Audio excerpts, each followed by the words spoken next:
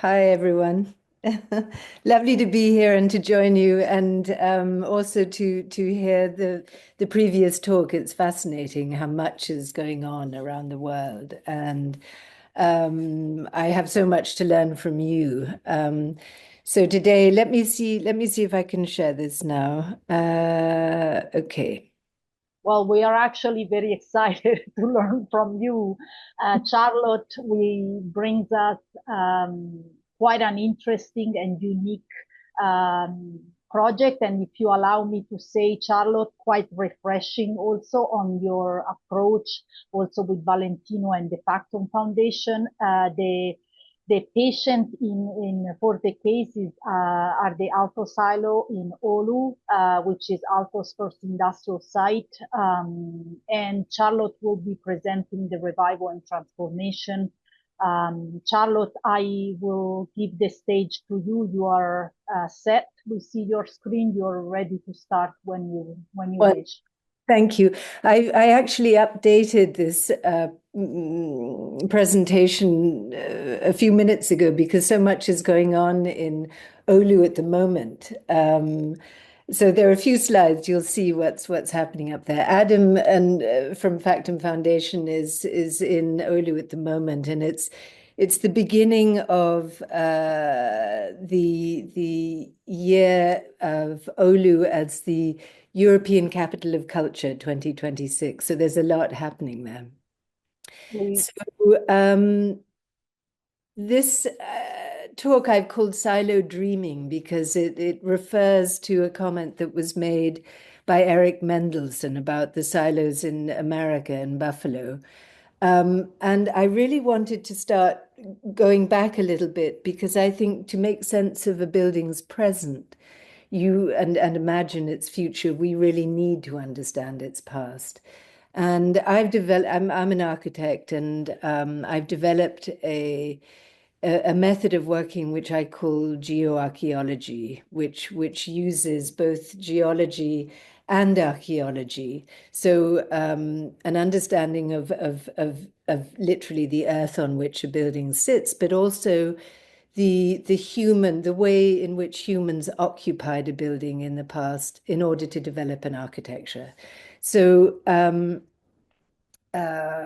I've taught in London at the Royal College of Art and in Karlsruhe Institute of Technology, and this is a project which combines both architectural thinking and conservation and preservation.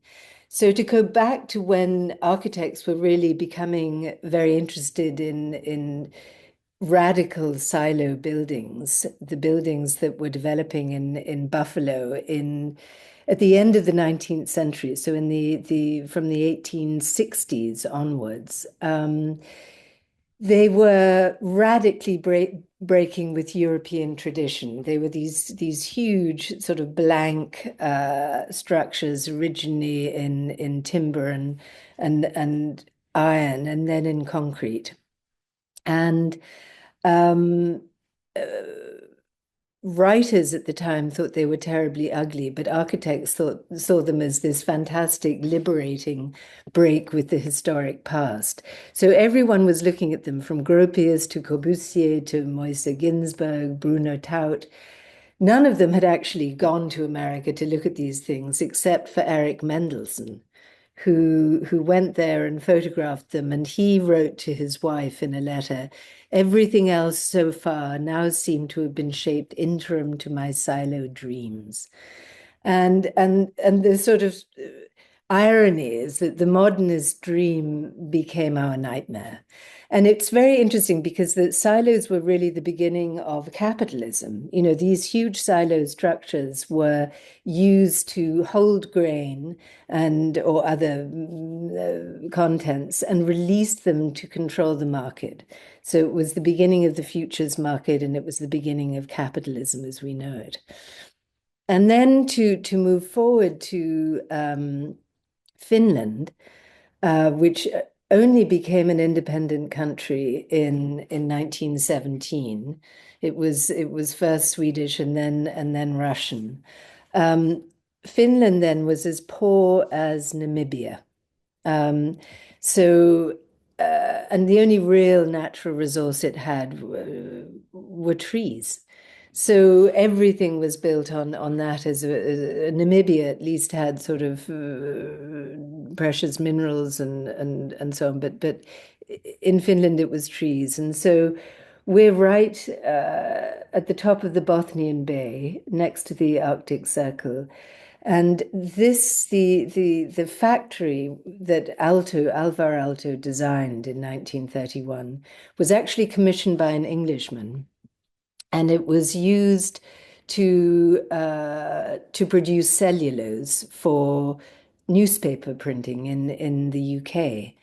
And Oulu at that time, it was famous for pine tar and salmon, um, and and and the whole city was shaped by this factory that produced cellulose. So we actually have a lot of material about the silo because it's a building designed by Alvar Aalto. This is a bending diagram by the engineer, a very beautiful drawing, I think. And the AaltoSiilo, which we call it, in the 1980s when the factory closed. So it was abandoned at that point, and it really fell into disrepair, and the whole neighborhood around it was a very sad place. I mean, the factory that governed so many people's lives was suddenly finished. This is a section through the silo where you see the three bays designed so that wood chips could be stored in the top and taken across as part of an industrial process.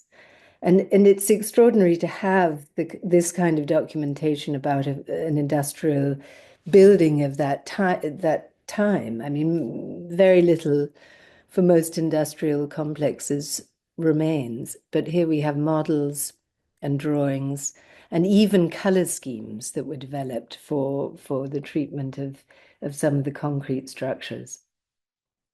And this is an image of the building shortly after it was completed, and you can see in the foreground stacks of wood covered in snow. This is Aino Aalto and Laszlo Molinari, who from the Bauhaus school, who was on his way to Lapland. And he photographed the building with Aino in 1931, the year that the building was complete, for Architecture, which is the leading architectural magazine in Finland. So even at that time, it was recognized as something quite radical and quite important. And this is the building now. I was there just a month ago, and it's cold up north. And it's very strange because, it really became, after the factory was closed, a place for the sort of disenfranchised. There are a lot of immigrants working there, quite a lot of students, strangely, quite a lot of recently divorced men, actually, who've been booted out of their houses. So it's a rather strange, transient group of people who are not very well represented politically. It's a sort of slightly forgotten place on the edges of the city. So we're wondering, can all the things, that seemed so positive at the beginning of the 20th century, that then became very negative by the end of it, be used to address its own self? So could the building become a critique of itself? Could we look at one building and say, can a single building make a difference? And this is something that's troubled me as an architect for a long time, because either you work in an enormous scale in a large practice, doing projects that you may not want to be involved with, or you work on a small scale thinking, nothing I can possibly do can have an impact. And so this was interesting to me, that a building, a single tiny, neglected, forgotten building at the edge of the Arctic Circle, might actually have the possibility for making a difference in the wider world. So here we're looking at architecture as an industrial process. And this is the original factory where logs would come in from the Bothnian Bay. They were stripped of bark. They were then chipped and taken up to the top of the building, where they were dropped into hoppers below, stored. And when they were needed, they were taken across the site and dropped into these. This is where sulfuric acid was used to break down the wood chips into a pulp, which was then transformed into bales of cellulose, then shipped to the UK. So it was quite a toxic process. And parts of the process were actually very primitive. And so these are this is the machine they used to turn the logs into wood chips. And after the factory was closed in the 1980s, some of the buildings were demolished. So what remains outlined in red is what we find on site today. And in the 1980s, some housing was built around the original factory site. You can see the site is outlined in that dotted line. And interestingly, when visiting this place, the only buildings that really have a sort of character or a presence are the remaining factory buildings. The housing is quite mediocre, quite quick, quite fast building. And there's very little for people to do in this place. So there's very little infrastructure. The buildings that were part of the original factory have now been reused. So this one is a kindergarten. Can you see my cursor? Can you see Yes, the arrow? Yeah. yes. This is actually, this has been turned by an interesting female architect into a climbing center, which is a very dramatic, very interesting space. This is a trampolining center. So you see as you're walking past the building, people flying past the windows. It's a very strange effect. These are recycling centers, and there are workshops for bicycles. But there's very little in terms of places for people to go or to meet or to sit and to talk. So of that former use, one of the ways in which we can preserve a memory of the architectural processes that once took place there is through what we're calling an architectural choreography.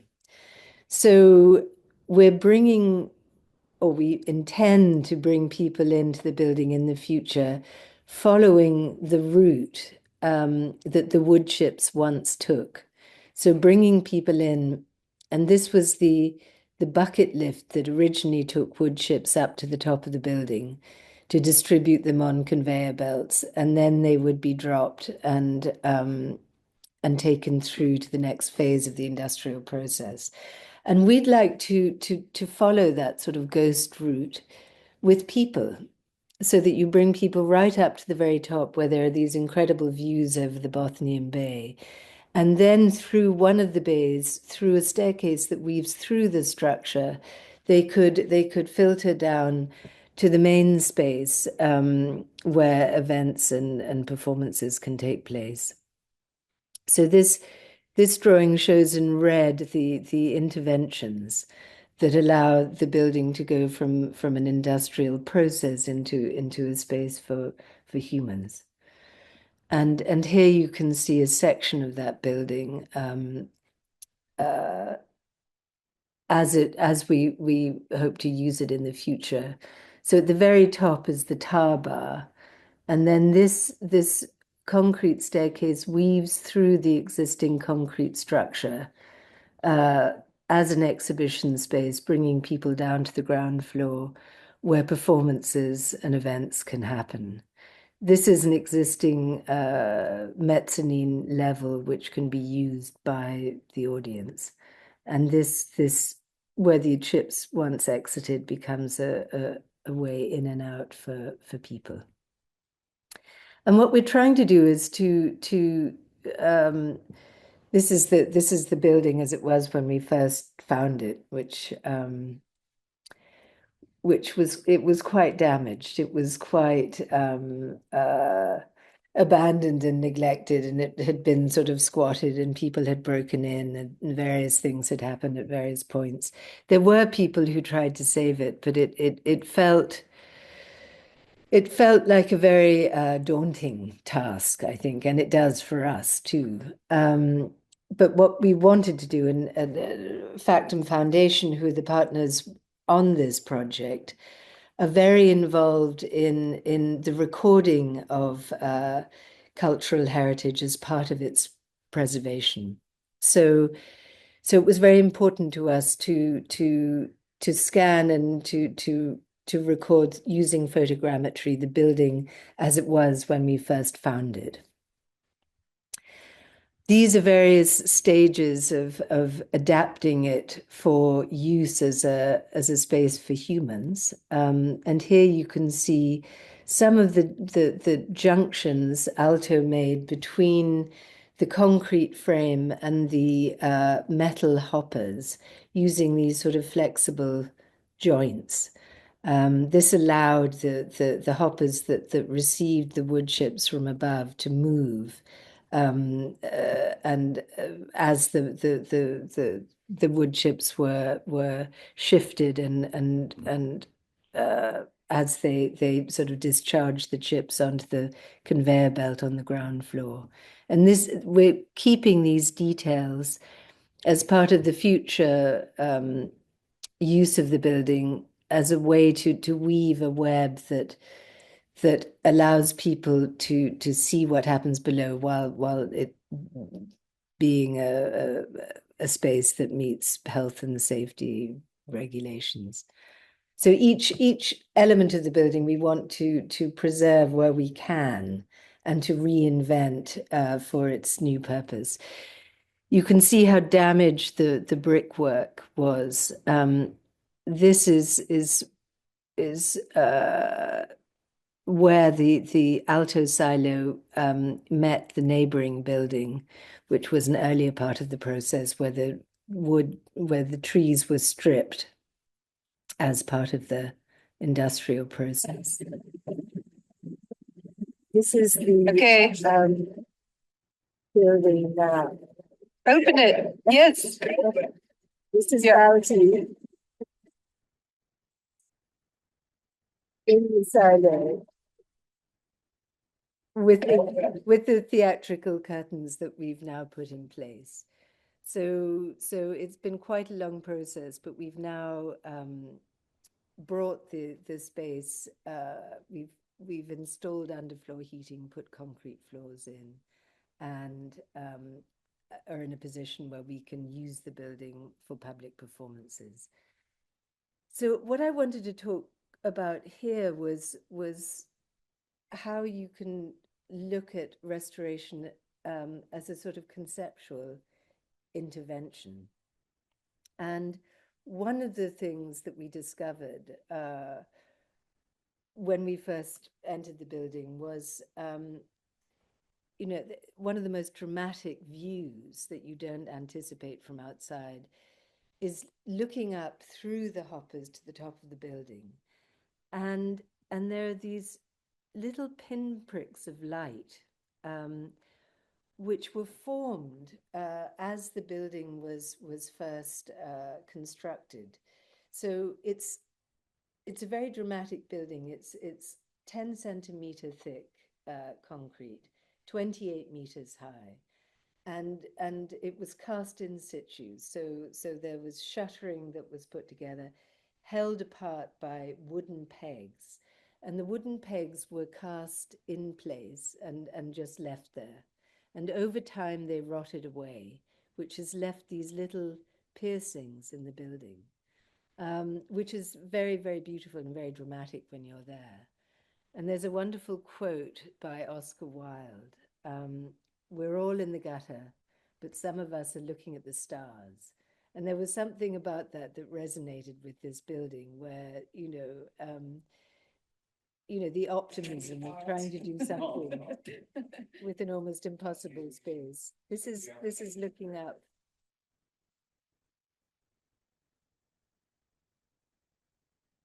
And here you can see light projected through those little starlight piercings.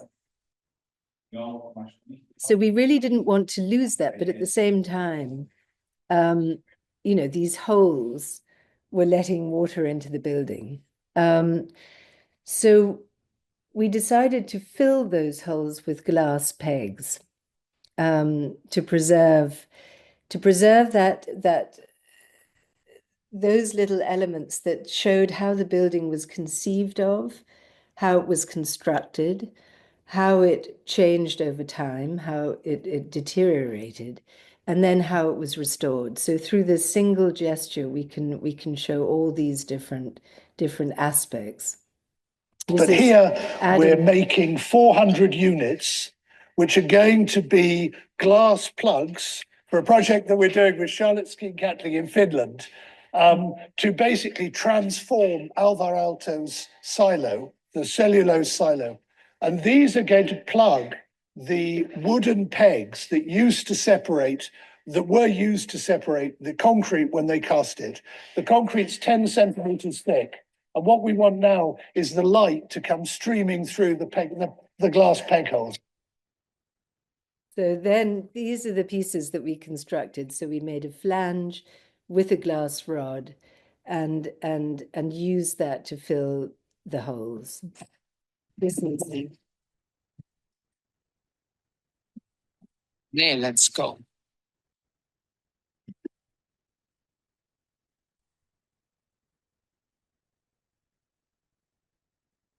Suru teda jah sinna nagu natuke aega, anna talle vähe, siis ta muidu nagu vetrub tagasi, siis ta jääb nagu kinni. Ja. There we go. Good. See ei toimi sellele. So that's the outside of the building with these tiny little interventions that stops water penetrating the structure, but still tells the story of the building and how it was made. And what we didn't expect was that now when the sun shines through that building, halos of light are projected inside. So you get these extraordinary effects. And it's almost as if the sort of building itself is so happy to be restored that it's turned itself into an artwork. It's this amazing kind of unexpected outcome.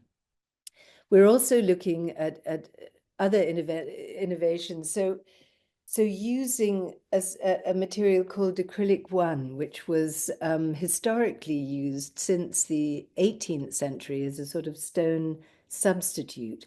But what we really want to do, I mean, very often with concrete, reinforced concrete buildings, so much of the material has to be removed in order to restore it, that very little of the original remains. And what we don't want to do is to lose the original structure. We want to preserve its character for the future. And these are all the different material resonances, if you like. So tar is something that's very associated with Oulu and which we're looking at using as a waterproofing instead of bitumen. We're looking at using timber and timber products in all their different forms. So, the cellulose as insulation, nanocellulose even, which can be used to help as a coating on glass to help insulate. So it's how we can link to the former use of the building through a kind of innovative use of materials. And essentially what we're saying with this building in Finland, where they have a terrible kind of habit of knocking their buildings down, don't demolish. So if we can take a building as sort of apparently impossible as the AaltoSiilo, which is something that was created for an industrial process, not for people. It's 28 meters tall, uninsulated, 10 centimeter thick concrete with no windows. If we can make this building work for human beings, then you can make any building work. So that's number one. And if you must demolish, then reuse. So the second part, if you like, of this project, this is looking at the carbon that can be saved through keeping the building and making it, you know, sort of strong enough to survive for another 100 years. It's nearly 100 years old now. The second part of the project is around reusing concrete spolia.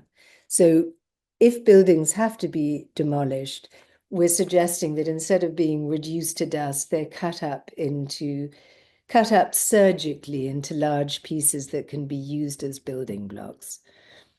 And this is just really a diagrammatic proposal where we take the ghost outline footprint of the existing silo, which is 3 bays of 10 by 10 meters, and we create a void at the center, building around it.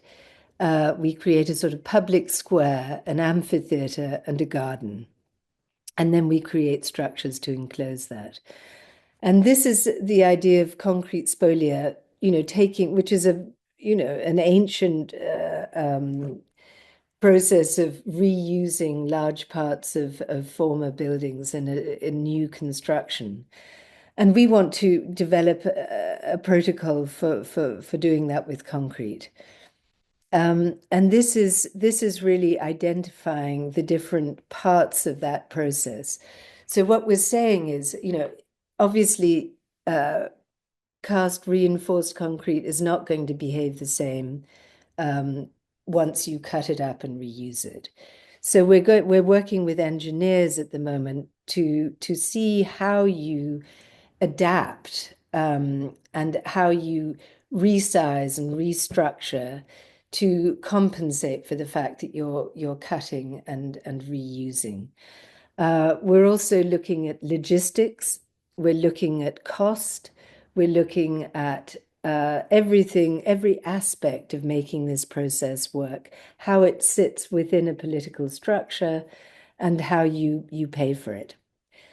We're also looking at aesthetics, because there is going to be a very different aesthetic to a building that's cut up and reused than one that's poured or newly constructed. And there's something very beautiful about these pieces. These are parts of the former floor that had to be taken out of the silo, so that a new floor with underfloor heating could be put in. And you can see it's like a very beautiful terrazzo with saw blades that were just sort of cast in situ as the building was constructed. And what we're doing, because we're very dependent on finance and the money that we're able to raise for this process, we're imagining it as a phased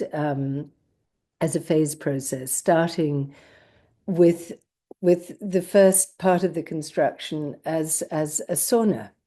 I mean, we're in Finland, and historically, the first step of any construction process would be building a sauna, the sort of warm heart that everything else then emanated from.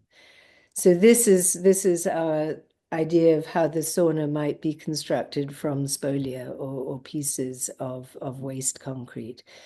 And we're doing a workshop in May this year with the Concrete Academy, I hope. And where we're going to build a small structure with students from around the world out of concrete spolia. So we're working with the city, with universities, and we've identified a building that's being demolished that we're going to use as the source of our new material. So the Oulu Protocol, like the Montreal Protocol that addressed CNC emissions, we want to use to define engineering, aesthetic, logistic, legal, economic, and political aspects of reusing concrete.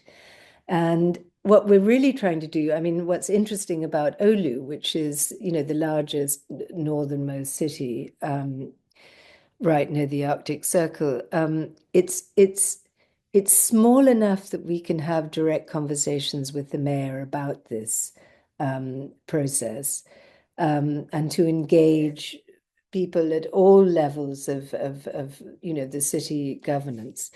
But it's big enough to become the European capital of culture. So what we're hoping to do is to build this into into local politics, into planning law, because unfortunately, I think if people aren't pushed, they probably won't do it, make these innovative changes. It has to be linked to the cost of construction and to planning permission. So that's what we're working on at the moment. And we're using within the building where we've recycled some existing waste, Aalto's Marazzolo, which was an experimental house that he built in Jyväskylä, reusing waste and playing with an aesthetic of assembly, of putting together parts that didn't necessarily start out designed to sit together.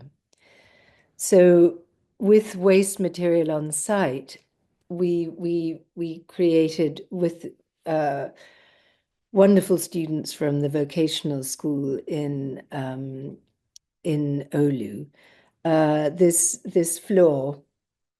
This is from demolition bricks from the building itself, and from a reuse center in Oulu, and we're really trying to use this as a sort of catalyst to transform the neighborhood and to transform that whole area around it.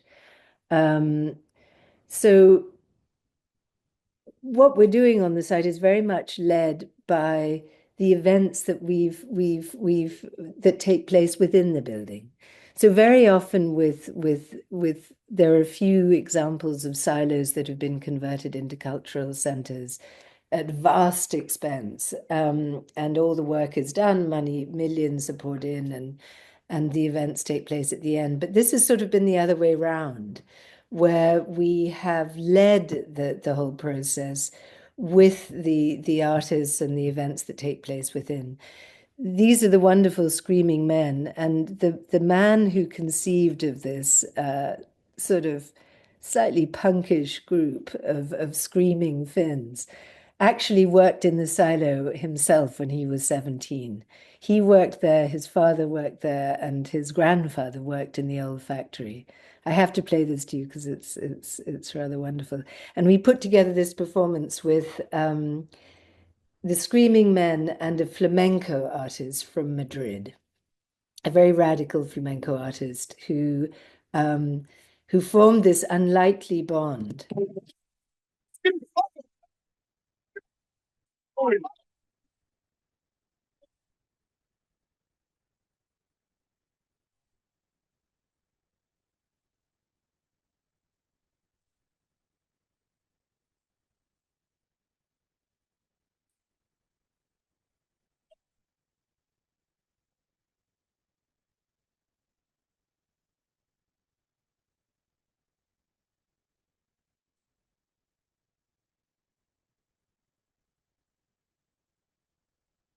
So the wonderful thing is that they've worked so well together that they went on. They've now performed Carmen all over Europe, and they're traveling to grand opera houses and the Grand Palais in Paris. And so all these things are starting to happen from this tiny building that seemed to be hopelessly derelict at the Arctic Circle. So this is Carmen in Seville.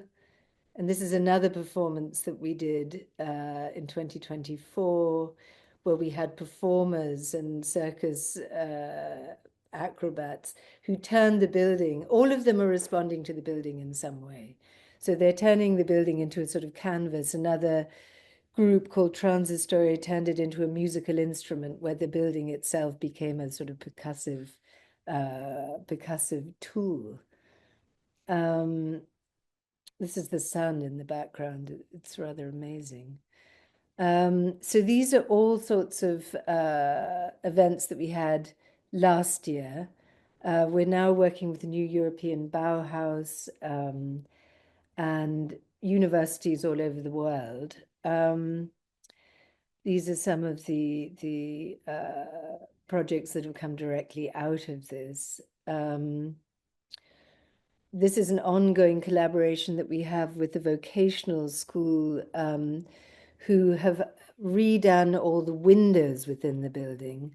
And we're now making a formal partnership, which is very like actually the Concrete Academy, which is learning by doing. So really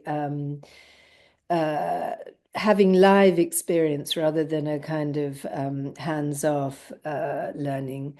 These people have made it possible to replace all the buildings, all the windows in the building, and they were the ones who built the floor from concrete spolia.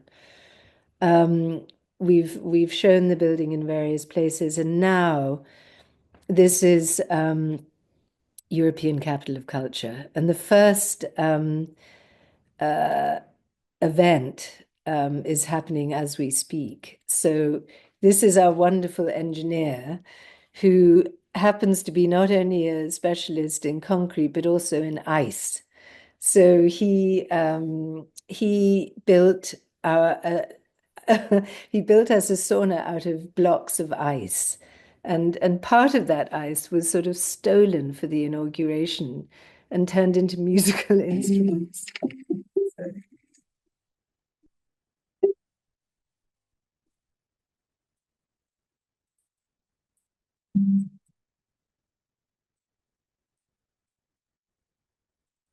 There's actually a harp.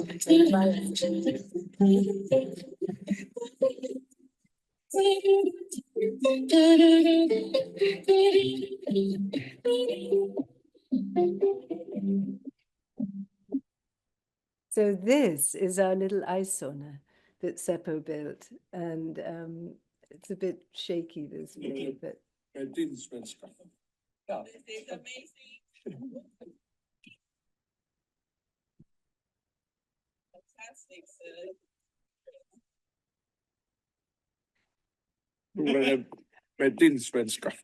So the other thing that's happening up there is the first exhibition by an artist called Bernd Nicolaisen, who's taken amazing images inside glaciers. So it's very much looking at time and climate and how this whole part of the world is changing.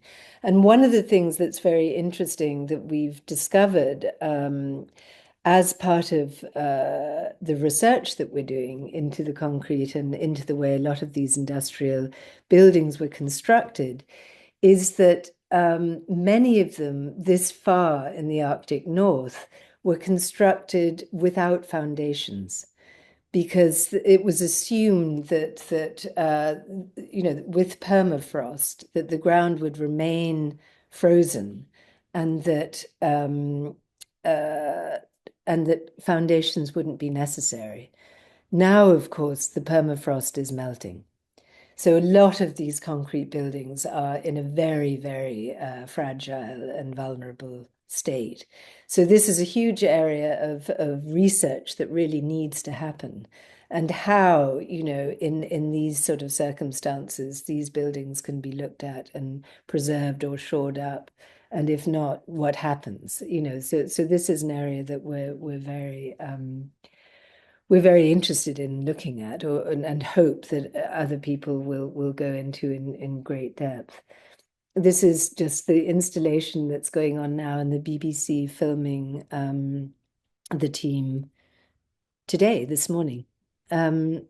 So these are some of the other events that we're going to be doing in the silo over the course of the year. And it's really completely transforming that neighborhood already. And this is something that we're very excited by. This is the first publication that's come out around the project, which is the result of a collaboration we're doing with Oslo University and School of Architecture. There's a symposium called Provenance Projected, which is looking at provenance in architecture, and the silo is a very central part of this whole research project. They're going to be based in the final symposium is going to take place in Oulu in the autumn. Lee Jaffe. So we've got all that and Marina Abramovich is going to be doing an exhibition in the silo in autumn. And there's been so much incredible support from artists because to date, no one has yet been paid for their participation in what's happening up there, but they all love the possibility of change and the fact that it is bottom up and not top down. And so I think really,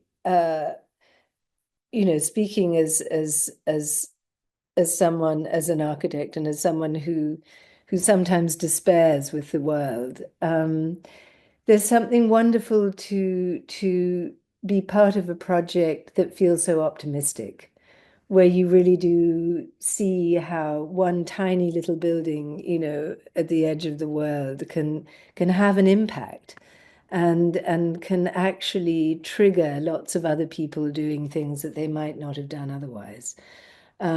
So I would just sort of, it's an appeal, really. It's sort of, let's be the ones looking at the stars. I think that's the message, I suppose.